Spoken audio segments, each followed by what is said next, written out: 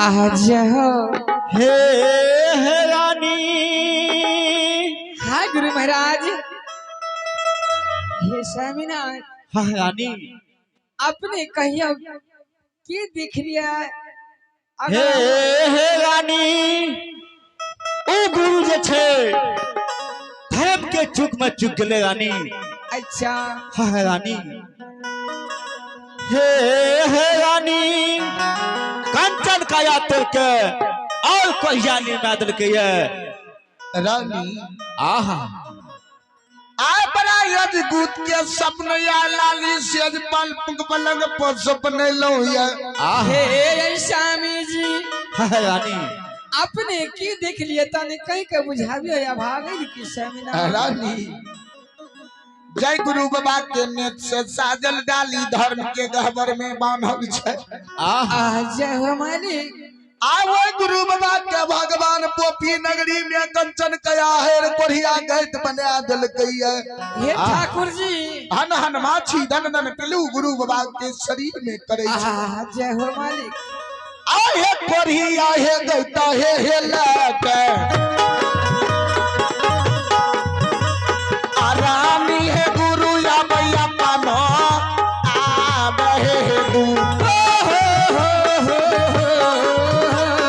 राम राम सीताराम। ये किया दिल में भरोसा पिया हुआ है दैसा ये हो या भागल कहे हैया। राम राम सीताराम राम राम ठाकुर जी। हे बानिया हे रानी हे धैरा जबा रानी हे गुरु या भैया पानो आ बहे दू। हे स्वामी जी अपने हाँ, पीछे हाँ। दिल में धैर्य बना आहा। गुरु महाराज आबोया। हे स्वामी सपना कभी सच्चाई है स्वामीनाथ कभी झूठो है यार। अपने झूठ मूठ सपना का क्या प्रमाण करछे स्वामी। रानी हाँ स्वामी जी। तू अपने मुखार वृंद से कहलो कि कतेक सपना सच होय छे कतेक झूठ। जी हाँ जब सपन में सपने लिए ये चला चला एक बेर सिंह दरबार जाए के चारों भर से देखिए सही में गुरु बाबा आबै छे हमर सपना सच होई है कि सपना झूठ छे। हे ऐसा आहा स्वामी जी। ठीक है स्वामीनाथ अपने इतना या भागल कुलछनी के दिल में विश्वास दै छियै दिलाबै छियै अपने की वचन अवश्य मानबै स्वामीनाथ। चलू आहा आहे चल चल अब ए बजा वाला चल हे स्वामी हे अपनी हे हालत स्वामी हे।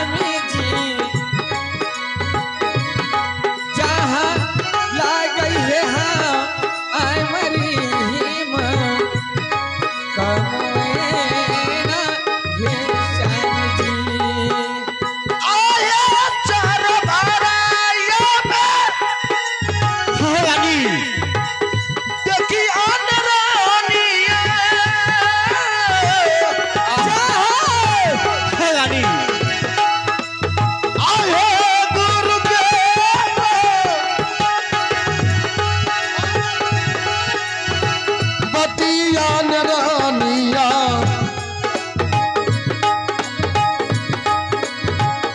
आए गुरु के बतिया न रानी है रानी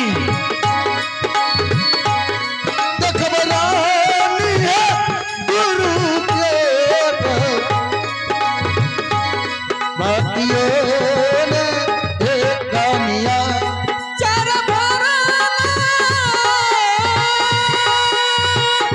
आह जरा है के दे देवी मां हम हो गया कि रही के कारण हम हो गया कि कभी ऐसा रहे दिल मात है नाजर है कि रहिए ना हे ऐसा में जी हाँ रानी आई चार बगल नजर खिरा के देखे छी सामी आह आई रास्ता भ्याम लगे ये सामिना सही बात है रानी ऐसा आह सामी जी हाँ रानी कथिल अपने अभागल कुलछनी के दिल में विश्वास दिलिए सामी आह हे ऐसा में आवा चलो सामीनाथ हाँ रानी अपने कालिए चारों भगल नजर खिरा के देखी छिए आह लेकिन आ रास्ता बहुत भयाम उदास कटे है सामी हाँ रानी गुस्सा आह आए दुर्भाल मुसाफिर लाठी के यासत आई दुनिया में चल रही है भगवान दुख दुनिया में दलकई आ दुख टारे के लिए 12 प्रश्न बोल के जा रहल छी गुस्सा अब बाबा हे हो गिरा ले हो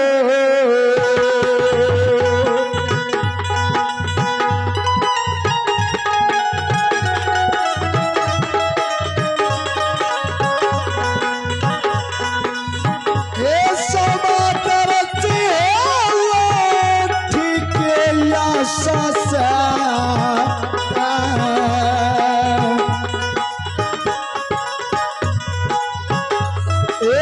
ज्योति हो बाबू या बेगिया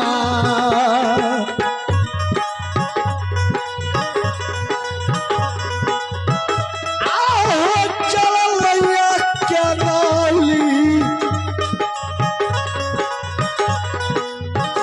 हे बा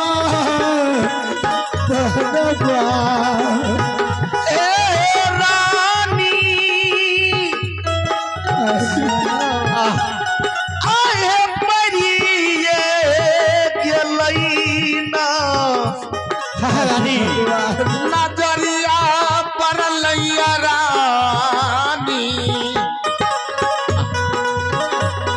ए पर लैया गुरु बाबा